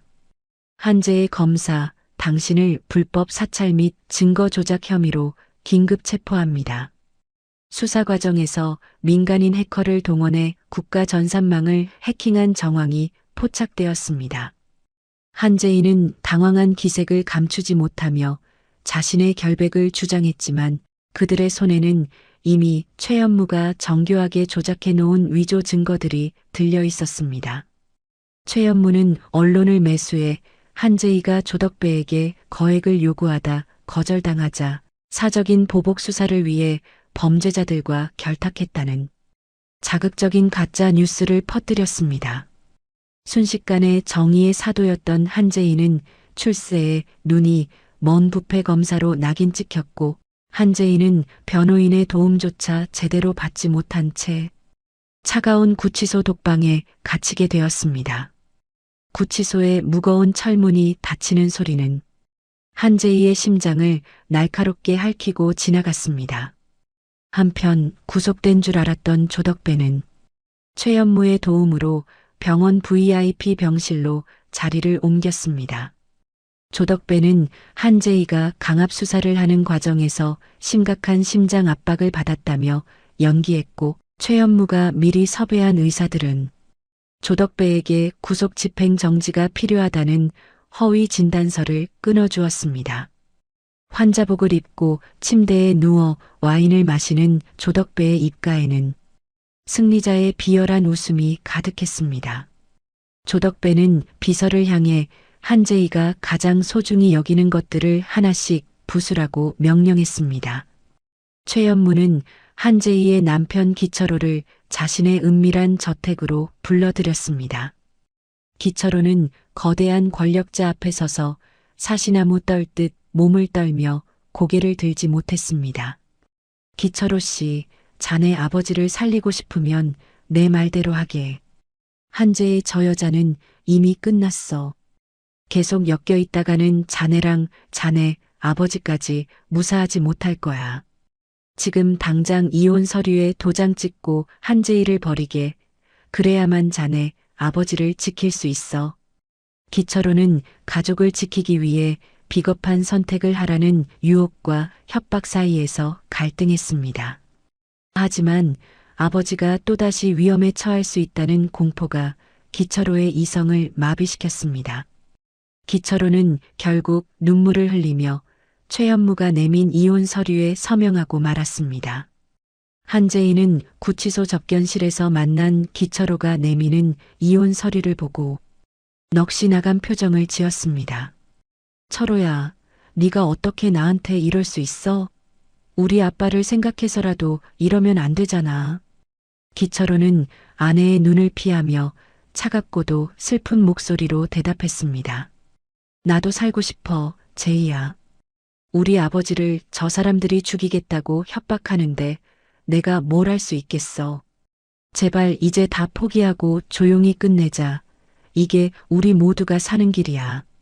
기철호는 서류를 남겨둔 채 도망치듯 접견실을 빠져나갔고 한재희는 차가운 유리창 너머로 절규했습니다. 한재희의 유일한 버팀목이었던 가정이 모래성처럼 허무하게 무너져 내리고 있었습니다. 재난은 여기서 끝이 아니었습니다. 최연무가 보낸 용역들은 김한수의 집을 쑥대밭으로 만들었습니다. 그들은 한재희가 숨겨두었을지도 모르는 원본 장부를 찾는다며 가구를 부수고 벽지를 찢어발겼습니다. 김한수는 그들을 막아서려다 차가운 시멘트 바닥에 내팽개쳐졌고 다친 다리가 다시 꺾이는 고통을 맛보아야 했죠. 이 더러운 놈들아, 우리 제이는 아무 잘못 없다. 당장 내 집에서 나가. 김한수가 소리쳤지만 용역들은 낄낄거리며 노인의 가슴팍을 짓밟고 비웃음을 날렸습니다.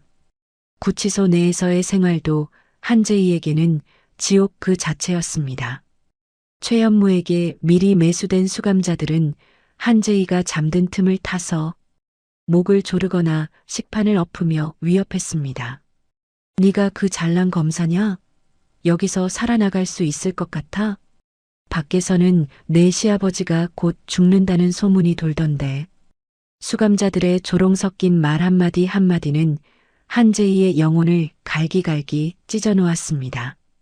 한재희는 매일 밤 눅눅한 담요를 뒤집어 쓰고 시아버지의 안위를 걱정하며 밤을 지새웠습니다. 한재희를 돕던 조력자들도 하나둘씩 연락이 두절되거나 사고를 당했습니다. 천재 해커 이민우는 아지트가 발각되어 경찰에 연행되었고 그가 가진 서버들은 모두 압수되었습니다. 한재희를 믿어주던 선배 검사 역시 의문의 교통사고를 당해 중태에 빠졌다는 소식이 들려왔죠. 세상은 마치 한재희를 지우기로 작정한 것처럼 모든 문을 닫아버렸고 한재희는 철저히 고립되었습니다. 최연무는 방송에 출연해 한재희를 법조계의 수치라고 비난하며 그녀의 파면을 강력하게 촉구했습니다. 병상에서 간신히 몸을 일으킨 김한수는 며느리를 살리기 위해 마지막 힘을 냈습니다. 김한수는 비를 맞으며 최연무의 으리으리한 저택 대문 앞으로 찾아갔습니다.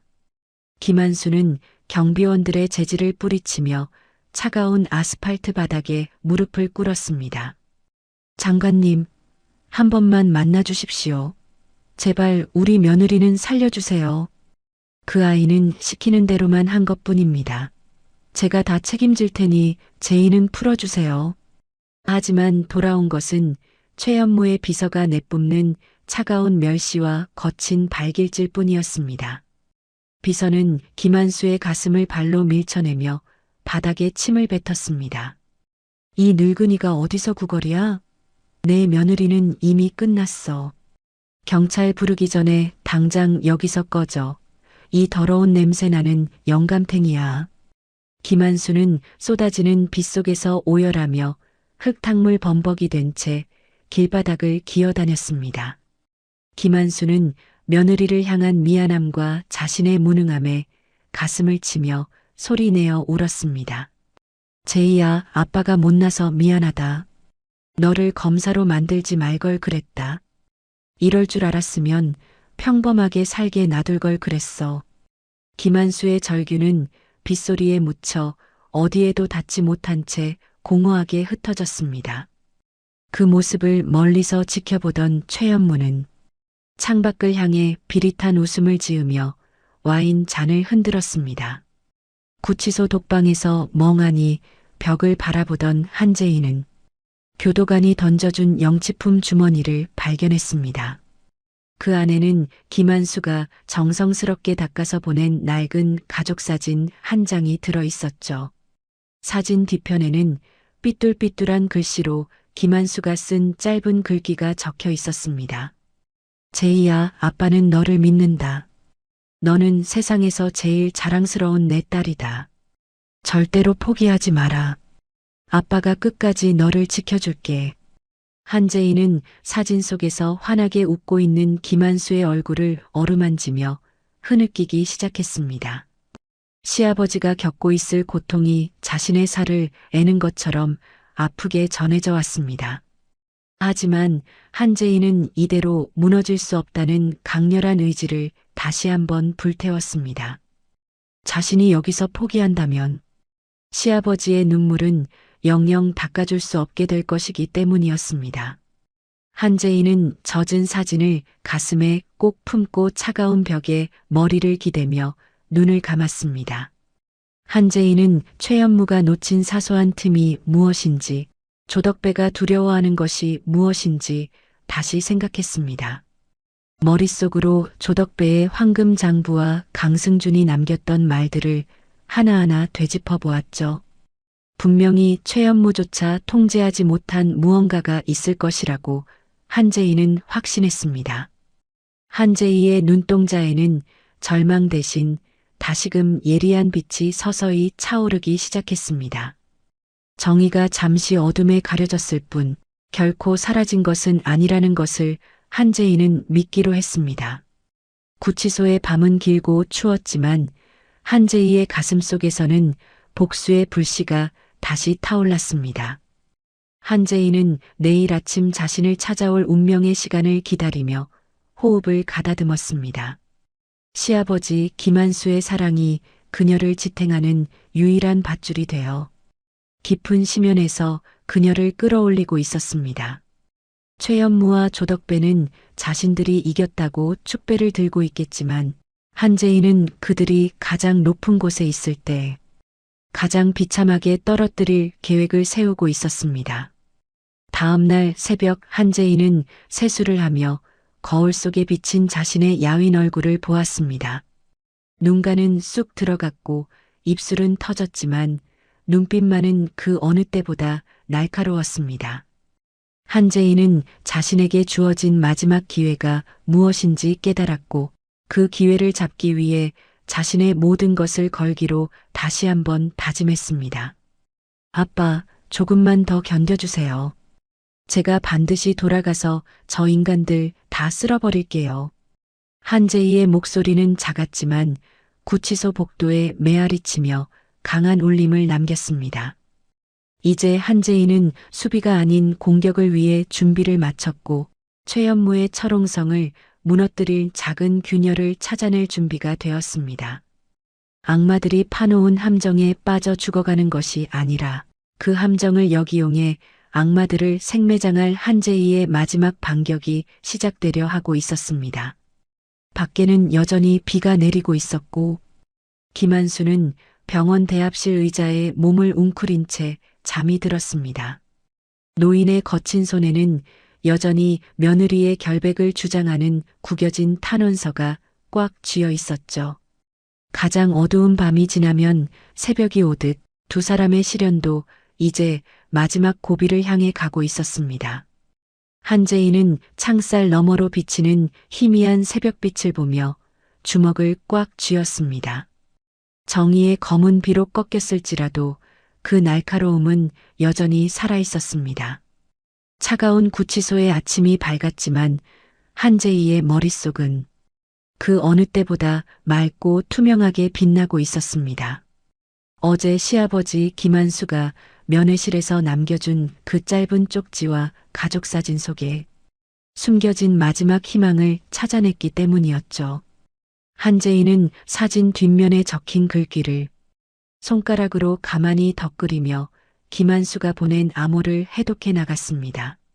사진 속 옛집의 장독대 위치와 김한수가 말했던 특정 날짜들을 조합하자 조덕배와 최연무가 그토록 찾으려 했던 원본 장부의 복사본이 숨겨진 위치가 선명하게 떠올랐습니다. 한재희는 접견을 신청한 국선 변호사에게 아주 짧고 간결한 메시지를 암호화하여 전달했습니다. 아빠가 예전에 살던 산동네 집 뒷마당 가장 작은 장독 아래를 확인해 달라고 전해주세요. 그리고 병원에 있는 이민우 군이 깨어났는지 반드시 확인하고 이 파일을 넘겨야 합니다. 변호사는 한재희의 비장한 눈빛에 압도되어 고개를 끄덕이고 서둘러 구치소를 빠져나갔습니다. 다행히 의식불명이었던 해커 이민우는 기적적으로 깨어나 기운을 차리고 있었고 제2의 메시지를 받은 이민우는 즉시 전 세계 서버에 최연무의 비리 파일을 업로드할 준비를 마쳤습니다. 다음 날 아침 8시 한재희의 검사직 파면을 결정짓기 위한 대검찰청의 최종 징계위원회가 열렸습니다.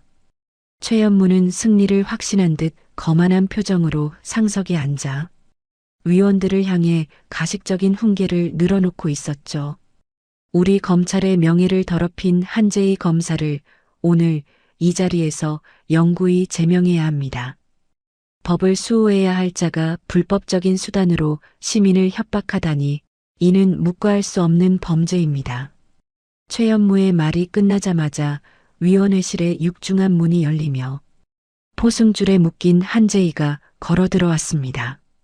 한재희는 비록 죄수복을 입고 있었지만 고개는 그 어느 때보다 꼿꼿이 들고 최연무를 응시했습니다. 장관님, 제가 지은 죄가 있다면 정의를 위해 제 모든 것을 던진 것뿐입니다. 하지만 진짜 죄를 지은 분은 이 자리에 앉아 계신 장관님이 아니십니까? 한재희의 말에 최연무는 껄껄 웃으며 비웃음 섞인 어조로 대꾸했습니다. 한 검사, 아직도 정신을 못 차렸군. 자니가 내민 증거들은 이미 모두 조작된 것으로 판명났네. 무슨 수로 나를 이기겠다는 건가? 한재희는 품 안에서 작은 녹음기 하나를 꺼내 위원의 테이블 위에 올려두었습니다. 장관님이 조작했다는 그 녹취록의 원본입니다. 이민우 군이 복구한 이 파일에는 장관님이 조덕배에게 저를 살해하라고 지시하는 내용이 담겨 있죠. 지금 이 목소리를 듣고도 조작이라고 하실 건가요? 녹음기에서 최연무의 서늘한 목소리가 흘러나오자 위원회장은 순식간에 찬물을 끼얹은 듯 조용해졌습니다. 최연무의 얼굴은 순식간에 흑빛으로 변했고 덜덜 떨리는 손으로 물컵을 잡으려다 바닥에 떨어뜨리고 말았습니다. 그때 징계위원회실의 뒷문이 다시 한번 열리며 휠체어를 탄 김한수가 수사관들의 부축을 받으며 들어왔습니다. 김한수는 한쪽 눈에 붕대를 감고 팔에는 깁스를 한 처참한 몰골이었지만 그의 품에는 1995년 당시 건설 현장에서 사용했던 낡은 필름 카메라 하나가 소중하게 안겨 있었습니다. 김한수는 최연무를 향해 지팡이를 휘두르며 억눌린 분노를 터뜨렸습니다. 이 악마 같은 놈아. 네가 30년 전에 조덕배랑 짜고 인부들 목숨값 가로챈 거 내가 다 찍어놨다.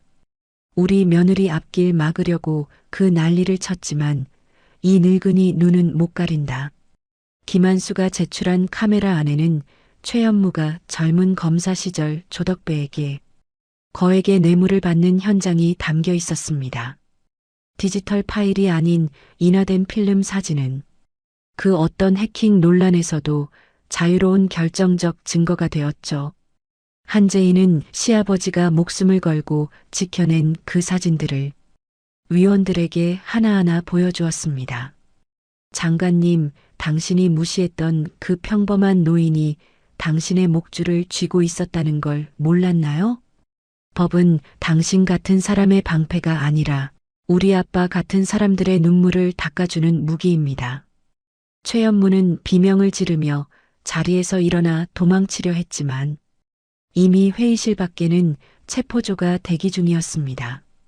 제이가 미리 포섭해 두었던 정의로운 후배 검사들이 최연무의 양팔을 낚아채며 체포영장을 집행했습니다. 최연무 전 장관, 당신을 살인교사 및 뇌물수수 혐의로 긴급 체포합니다.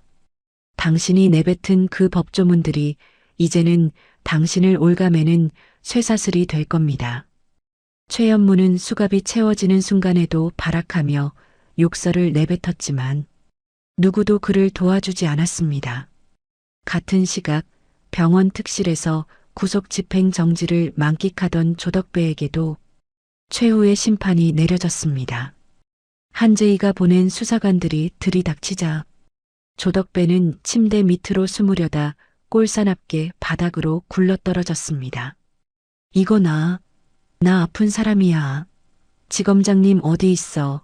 당장 지검장님 불러와. 하지만 조덕배가 그토록 믿었던 지검장은 이미 최연무와 함께 유치장으로 이송된 뒤였습니다. 수사관들은 휠체어에 타겠다는 조덕배의 요구를 무시하고 그를 환자복 차림 그대로 끌고 나갔습니다. 한재희는 그 자리에서 즉시 무죄를 선고받고 검사직에 복귀함과 동시에 특별수사팀장으로 임명되었습니다. 제이는 구치소에서 입고 있던 죄수복을 벗어던지고 다시 당당한 검사 정장으로 갈아입었습니다. 위원회실 밖으로 나온 한재희는 휠체어에 앉아 자신을 기다리던 시아버지 김한수에게 달려가 무릎을 꿇었습니다. 아빠, 정말 고생 많으셨어요. 아빠가 아니었으면 저 정말 무너졌을 거예요. 저를 끝까지 믿어주셔서 그리고 그 귀한 증거들 지켜주셔서 정말 감사합니다. 김한수는 며느리의 손을 꼭 잡으며 마른 손등으로 제이의 눈물을 닦아주었습니다. 제이야, 아빠가 미안하다.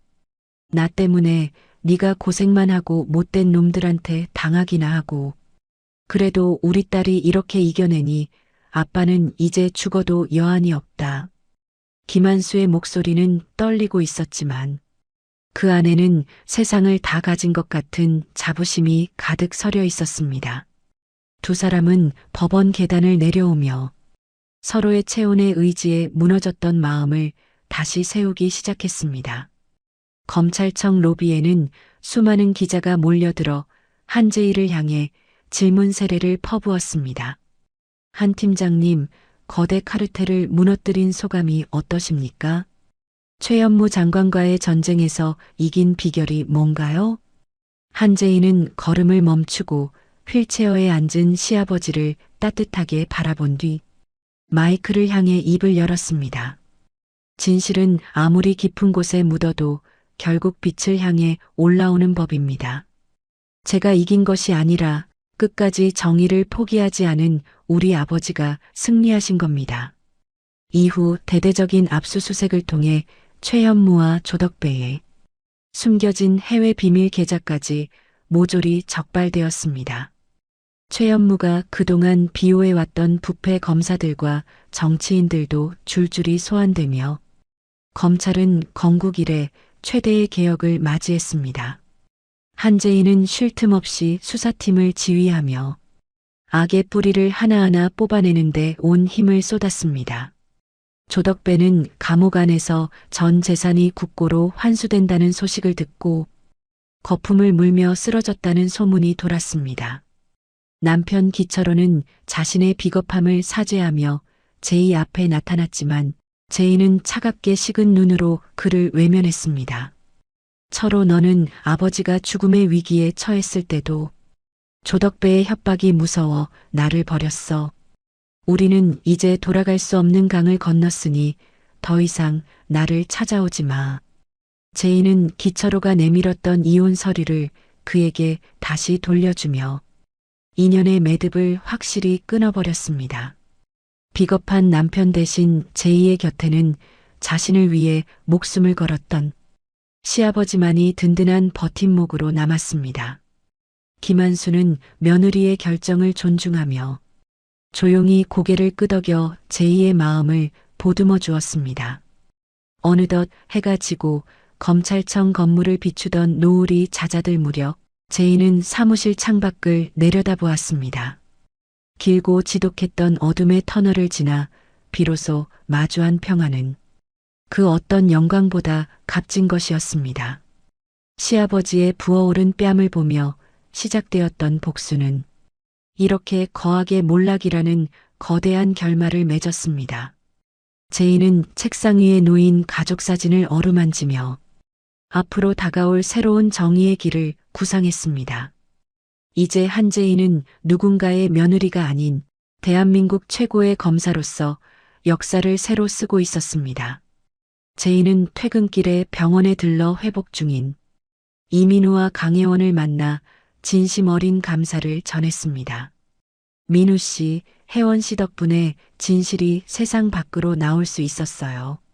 여러분의 희생이 헛되지 않도록 제가 조덕배 일당을 법정 최고형에 처하겠습니다.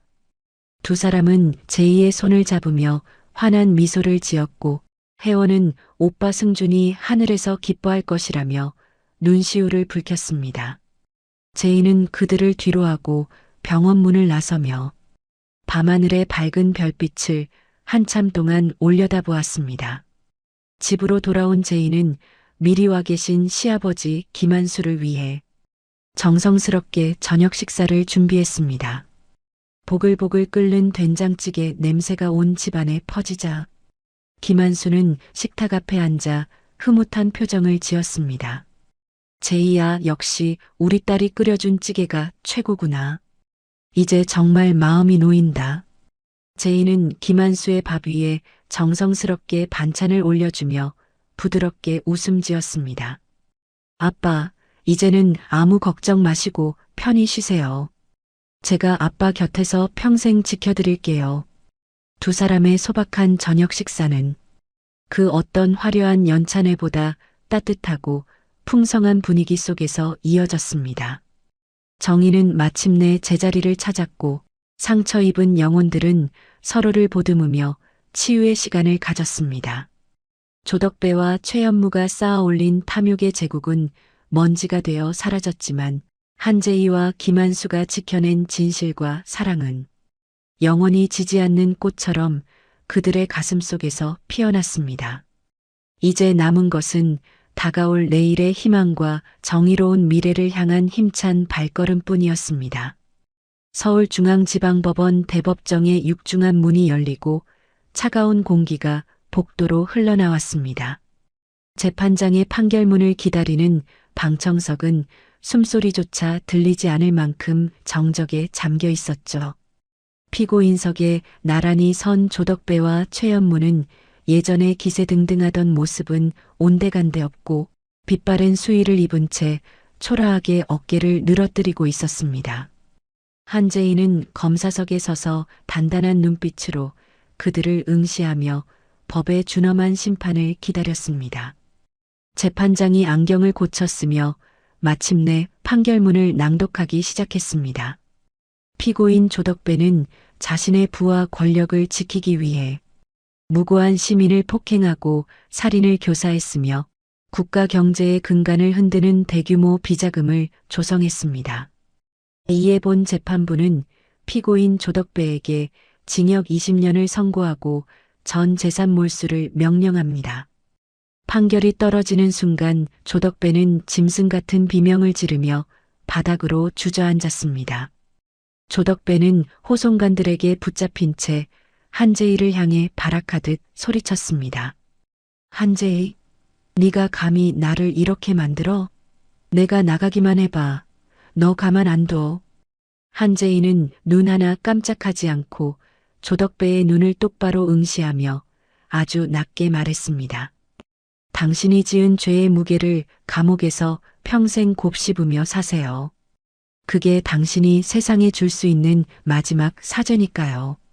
당신이 짓밟은 수많은 사람의 눈물이 이제 당신을 가둘 창살이 될 겁니다. 이어 최연무에게는 징역 15년이 선고되었고 법정은 순식간에 시민들의 박수 소리로 가득 찼습니다. 재판을 마치고 나온 한재희는 법원 계단 아래에서 기다리던 시아버지 김한수에게 달려갔습니다. 김한수는 정갈하게 다려진 양복을 입고 환한 미소로 며느리를 맞이해 주었죠. 제이야, 정말 고생 많았다. 우리 딸이 이 세상의 정의를 바로 세웠구나. 이제야 내 가슴 속에 얹혀있던 커다란 돌덩이가 내려가는 것 같구나. 일주일 뒤 김한수가 사는 아파트 단지 광장에서는 특별한 시상식이 열렸습니다. 구청장과 경찰서장이 직접 방문하여 김한수에게 시민 영웅상을 수여했습니다. 과거 김한수의 집 앞에 오물을 던지고 비난했던 이웃들이 꽃다발을 들고 찾아와 고개를 숙였습니다. 부녀회장이 김한수의 손을 잡으며 눈시울을 붉히며 말했습니다. 어르신, 저희가 정말 죽을 죄를 지었습니다. 방송에 나오는 가짜 뉴스만 믿고 어르신을 오해했으니 제발 이 못난 사람들 용서해 주세요. 김한수는 오히려 그들의 손을 따뜻하게 맞잡으며 허허 웃음을 지었습니다. 괜찮습니다. 다 지난 일인데요. 세상이 흉흉하니 그럴 수도 있는 법이지요. 이제라도 진실을 알아주셨으니 저는 그것으로 충분합니다. 김한수의 대인배다운 풍모에 이웃들은 더욱 부끄러워하며 진심 어린 박수를 보냈습니다. 한재희는 멀리서 그 광경을 지켜보며 시아버지의 선한 인품이 마침내 빛을 발하는 것에 감사했습니다. 그때 시상식장 구석에서 초췌한 행색의 남편 기철호가 나타나 한재희의 앞을 가로막았습니다. 기철호는 무릎을 꿇으며 눈물로 용서를 빌기 시작했습니다. 제이야, 내가 정말 미쳤었어. 조덕배가 너무 무서워서 우리 가족 다 죽을까봐 겁이 나서 잠시 눈이 멀었던 거야. 나 한 번만 용서해주면 안 될까? 내가 평생 너랑 아버지 모시고 속죄하며 살게. 한재희는 기철호의 손을 차갑게 뿌리치며 가방에서 서류 봉투 하나를 꺼내 보였습니다. 한재희가 서류를 기철호의 가슴팍에 던지며 단호하게 말했습니다. 철호, 너는 가장 힘들 때 나를 버렸고 무엇보다 아버지를 외면했어. 협박이 무서웠다는 건 비겁한 핑계일 뿐이야. 우리 인연은 이미 그날 연회장에서 아버지가 뺨을 맞을 때 끝났어. 이 서류에 도장 찍고 다시는 내 눈앞에 나타나지 마. 그게 마지막 예우야. 기철호는 더 이상 말을 잇지 못하고 바닥에 떨어진 이혼 서류를 집어들며 오열했습니다. 김한수는 그런 아들을 말없이 지켜보다가 한재희의 어깨를 감싸 안으며 뒤돌아섰습니다. 재희야, 잘했다. 자식이라도 제 앞가림 못하고 비겁하게 구는 놈은 끼고 사는 게 아니다. 나는 이제 내 시아버지가 아니라 내 친정아빠로 남을 테니 걱정하지 마라. 어디 가서 기죽지 말고 네가 하고 싶은 일 다 하면서 당당하게 살아라. 한재희와 김한수는 조덕배에게 당했던 피해자들을 돕기 위한 재단을 설립했습니다. 이름은 승준과 만수의 집이라고 지어 억울한 사람들의 쉼터로 만들었죠. 죽은 강승준의 동생 강혜원이 재단의 첫 번째 직원이 되어 한재희를 도왔습니다. 강혜원은 밝은 모습으로 한재희에게 로스쿨 합격증을 보여주며 다짐했습니다. 검사님, 저도 검사님처럼 약한 사람 편에 서는 법조인이 될 거예요. 우리 오빠가 하늘에서 저를 지켜봐 주겠죠? 한재희에게는 검찰 상부로부터 파격적인 승진과 요직 임용 제안이 쏟아졌습니다. 하지만 한재희는 그 모든 화려한 자리를 뒤로하고 민생 사건을 전담하는 공판 검사를 자처했습니다. 높은 자리에 앉아 명령하는 것보다 법정에서 사람들의 억울함을 직접 풀어주는 게 제 소명입니다. 저는 화려한 별보다 어둠 속을 밝히는 작은 촛불로 남고 싶습니다. 한재희의 소신 있는 결정에 후배 검사들은 진심 어린 존경의 박수를 보냈습니다.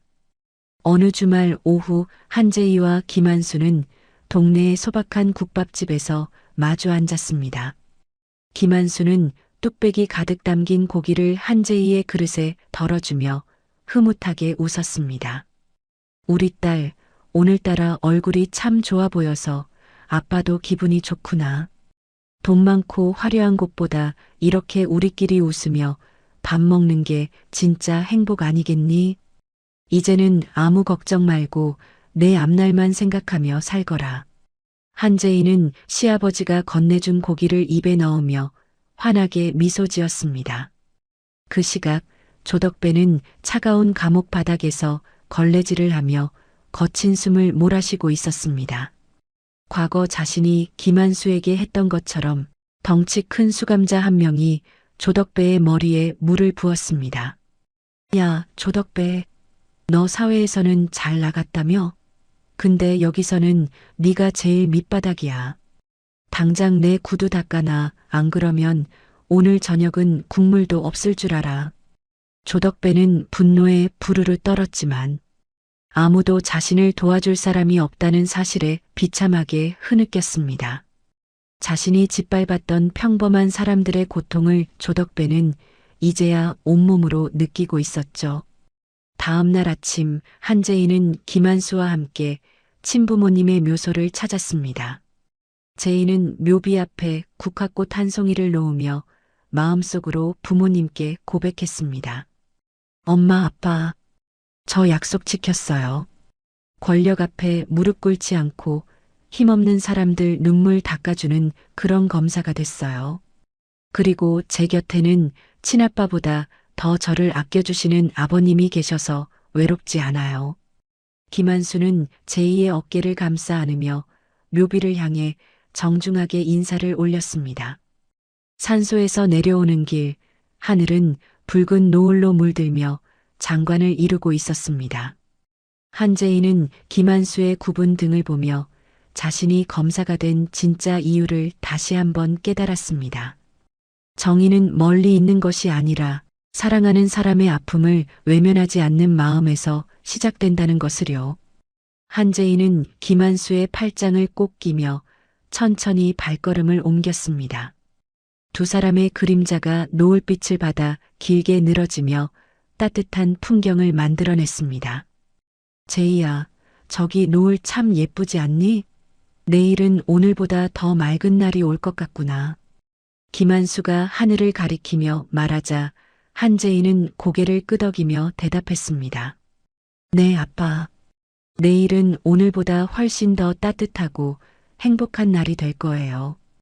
우리 내년 신년에는 호텔 말고 집에서 조촐하게 고기 구워 먹으면서 보내요. 두 사람의 웃음소리가 산길을 따라 잔잔하게 퍼져나갔고 그 소리는 희망의 울림이 되었습니다. 한재인은 시아버지의 부어오른 뺨을 보며 시작된 처절한 싸움을 이렇게 마무리했습니다. 그녀는 이제 더 이상 복수의 화신이 아닌 진정한 정의의 수호자로 거듭나 있었습니다.